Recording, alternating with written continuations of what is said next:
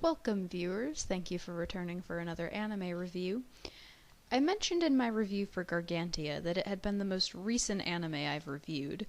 The main reason for that was that I'm an extreme procrastinator, but watching Noragami highlighted another reason I don't usually watch new anime. I was about halfway through when I realized it wasn't complete. Noragami is confirmed to be getting a second season sometime this fall, but for now let's talk about the first 12 episodes.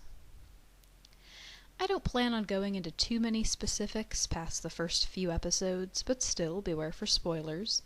Describing Noragami is a little difficult and tedious, only because there are so many definitions to be gone over, but the plot caught my attention right away. Episode 1 gives us two stories that merge together. First, there's Yato, a minor god who wants recognition and is saving up to buy his own shrine. As a result, he's started doing any job people will pay him for. In episode 1, he's been hired to find someone's missing cat, and this is how he runs into the second half of this story.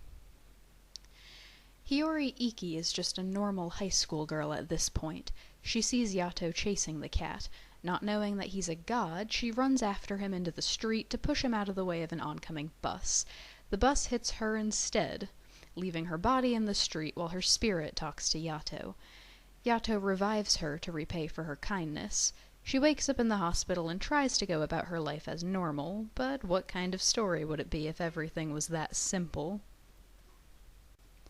To everyone else, ever since her miraculous recovery, Hiyori seems to have developed narcolepsy, suddenly falling asleep in random places.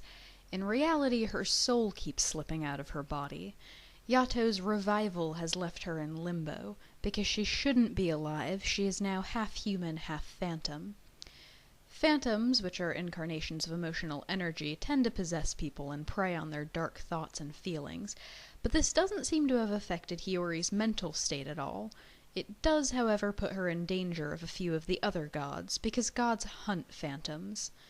Anyway, Hiyori tracks down Yato again and refuses to leave him alone until he finds a way to turn her back to normal, and thus we have the setup for our story. A few other gods and their weapons come into play, but most notable is Yukine, a young boy who becomes Yato's regalia. Regalia are weapons of the gods that can only be made of uncorrupted spirits. Regalia and their masters are connected in mind and body, and their lives start over when they are claimed and named by a god. As I mentioned, I don't plan to go into too much. This show is still relatively new, and there's a chance I could actually spoil things for once, but there are a few points I'd like to go over. To start, there was a conversation in episode 3 that I really liked, though I'm pretty sure it was only supposed to be more exposition. After she was revived, neither of Hiyori's friends who were with her could remember seeing Yato that day, and Hiyori soon sees this to be a regular occurrence. They could be in a crowd of people, but no one would see Yato or Yukine. The way Yato explained it, we're not invisible, we're just hard to notice. I really liked this idea. It's an ongoing theme that recognition is what keeps the gods alive, and most people have never heard of Yato. And while there was a lot I really liked about this show, it did have its flaws.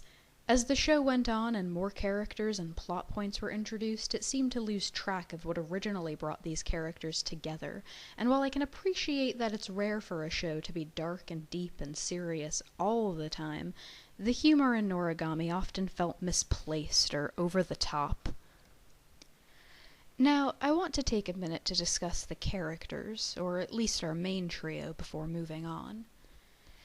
I'm not questioning how they could grow to be such close friends or why they would go to such lengths for her, but as a character, Hiyori has always struck me as being kind of dull. She doesn't really get any character development over the course of the series and only has two notable character traits.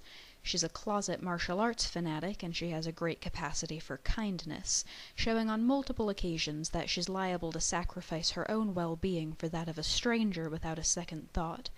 So while she's a good friend and even took on a more motherly role towards Yukine, Hiyori could have been easily replaced without too much effect on the overall story. And unfortunately, I feel similarly about Yato.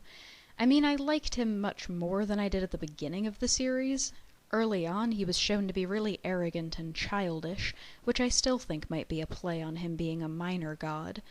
Later, they go on to show that he also has a dark side and a compassionate side, but I didn't feel like either was sufficiently explored by the series' end. The only character that I felt really fond of and attached to was Yukine.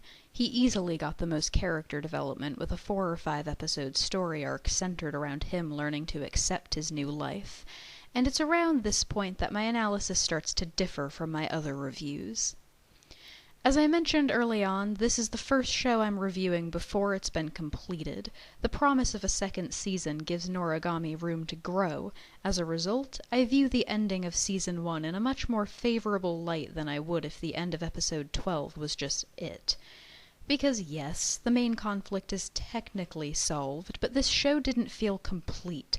Noragami is definitely a show that needed a second season. So I have to say, I have some pretty high hopes for Season 2. I'm sure there are some plot things that could be gone into further. One of the main villains survived and seems to have something else planned. But what I'm really optimistic for is further character development. The main conflict may be acceptably resolved, for now anyway, but I feel like we're still just getting introduced to the characters. Yato and Hiyori could both be developed further. They're the ones I'm most worried about, because I can also see the likelihood of their characters being left almost exactly as they are. But I really hope they do go deeper into these two, because the way things are now, we have some pretty bland main leads. At least they've set up some possible development for Yato. I doubt we've seen the end of his dark past as a merciless war god. But Hiyori especially I want to see given more depth. She is literally the epitome of your average high school girl. There's potential here. They could maybe go into further explanation of why she could see Yato the day she died when no one else did. She's never been portrayed as particularly pious or observant, so I'm willing to believe there was some other force at work. It's just kind of disappointing to see such flat characters in such pivotal positions.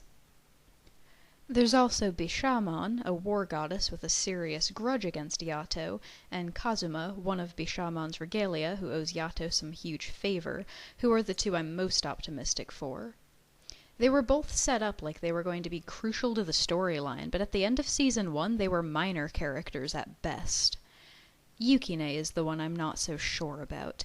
He's the most developed character thus far, and I can see how things could just be left the way they are with him, too, but there's so much more that I want to see explored in Yukine's character. When regalia are created, it's literally like starting a new life. They don't retain any of their memories from when they were alive.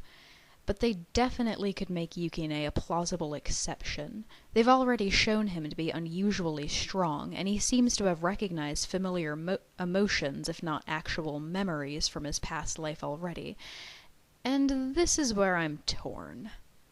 On one hand, from what's been shown or hinted at in the snippets of his past life that are shown, he seems to have been bullied or suffered some sort of abuse, and it hasn't been revealed how he died, so there's a lot that I want to see expanded on.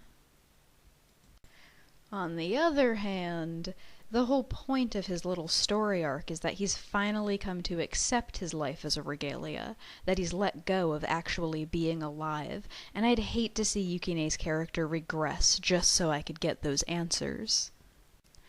So, in other matters, the animation for Noragami was pretty standard for anything that's come out in the past year or so. Nice shiny colors and all that, but nothing really special. I did, however, really like the music. The ending was kind of dull and monotonous, but I really liked the opening, and the background music often had a very distinct feel to it also, so the show really shined in that department. As far as I know, Noragami has never been dubbed, but the Japanese audio sounded spot on to me. All in all, Noragami wasn't fantastic. I did end up really liking it, and it still has the potential to improve and become something great. Once the second season has been completed and made available to me, I have every intention of reviewing that also. But for now, thank you for watching my review of the first season of Noragami.